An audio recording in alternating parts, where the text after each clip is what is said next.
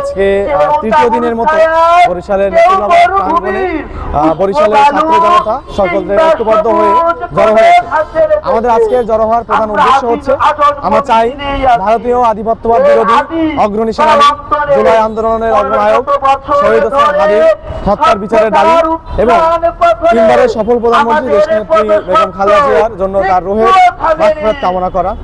আমরা বলতে চাই যে আজকে বরিশালের সব ছাত্র জনতা ঐক্যবদ্ধ হয়েছে এবং এই ঐক্য টিকে থাকবে যতক্ষণ না পর্যন্ত আমরা শহীদ ওসমান হাদীর হত্যার বিচার পাই, ততক্ষণ না পর্যন্ত আমরা শহীদ ওসমান হাদীর বিচারে বাংলার মাটিতে বাস্তবায়ন হতে না দেখবো, ততক্ষণ পর্যন্ত আমরা আন্দোলন চালিয়ে যাব।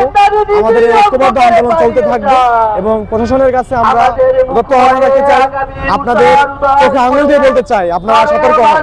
আপনারা এই বর্তমান পরিস্থিতি, বর্তমান বাংলাদেশের রাজনৈতিক প্রেক্ষাপটকে সুস্থ রাখার জন্য, আগামী নির্বাচনকে সুষ্ঠুভাবে বাস্তবায়ন করার জন্য আপনারা অতি দ্রুত ভারতের পলায়নকারী শহীদ ওসমান হাদীর হত্যাকারী দ্রুত তাকে বাংলাদেশে নিয়ে এসে তার হত্যার বিচার বাস্তবায়ন করে এই প্রত্যাশা রাখবেন। আপনারা জানেন যে আজকে 17 দিন আমাদের মুক্তিমঞ্চের হাদী ভাই মারা গেছে, এখনো আমরা তার কোনো আসামিকে ধরতে পারিনি এবং আমরা রাজপথে আছি যে আমাদের হাদী ভাই যে মারা গেছে এর জন্য যেন তার আসামিকে ধরা হয়। হাদী ভাইকে যখন মারা হয়েছে, রাজপথে যখন মারা হয়েছে, তারপরের দিনই হচ্ছে গিয়ে আমাদের আসামি ভারতে অবস্থান করে। কিভাবে করে? প্রশাসন কি করছে? তারা কি দেখছে না? তারা কি ভুলে গেছে ছাত্র জনতা কি করতে পারে?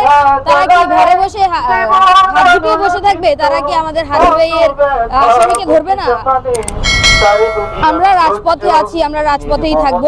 আপনারা জানেন বিগত 17টি বছর সাবেক তিনবারের প্রধানমন্ত্রী এবং বাংলাদেশের প্রথম নারী প্রধানমন্ত্রী তিনি, কিন্তু তাকে বিগত 17টি বছর যেভাবে ফ্যাসিজমে আটকে ধরেছে এবং যেভাবে তাকে মানে চিকিৎসার জন্য বাইরে পর্যন্ত যেতে দেওয়া হয় না, উন্নত চিকিৎসার জন্য তিনি বারবার চেয়েছেন এবং আবেদন করা হয়েছে তাদের দলের পক্ষ থেকে, পরিবারের পক্ষ থেকে, কিন্তু তাকে যেতে দেওয়া হয় নাই। তাকে বাংলাদেশে রাখা হয়েছে এবং বাংলাদেশের প্রেক্ষাপটেও তাকে সেরকম সুচিকিৎসা দেওয়া হয় নাই, নিতে দেওয়া হয় নাই।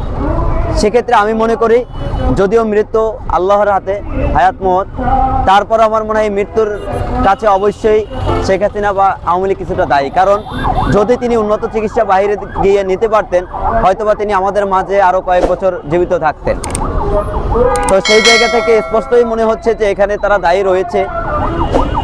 আর সর্বশেষ হলো 5ই আগস্টের পরে, তারপরও সেই পূর্বের তুলনায় তিনি অসুস্থতার মধ্য দিয়েই আসছেন। অনেকদিন পর্যন্ত থেকে প্রায় 1 মাস 10 দিন তিনি হসপিটালে ভর্তি ছিলেন, এবারকার হসপিটালে। সেখানে তার চিকিৎসা যতটুকু সম্ভব হয়েছে। কিন্তু আমার সব থেকে একটা বিষয় মনে পড়ে, তিনি একটা কথা বলেছিলেন যে আমি বাংলাদেশে জন্মিয়েছি, আমার মৃত্যু বাংলাদেশেই হবে, বাংলাদেশেই থাকবো, বাংলাদেশ থেকে কোথাও যাব না। তো সেটাই হয়েছে দিন শেষে। তিনি সর্বশেষ 5ই আগস্টের পরেও উন্নত চিকিৎসার জন্য বাইরে যান নাই।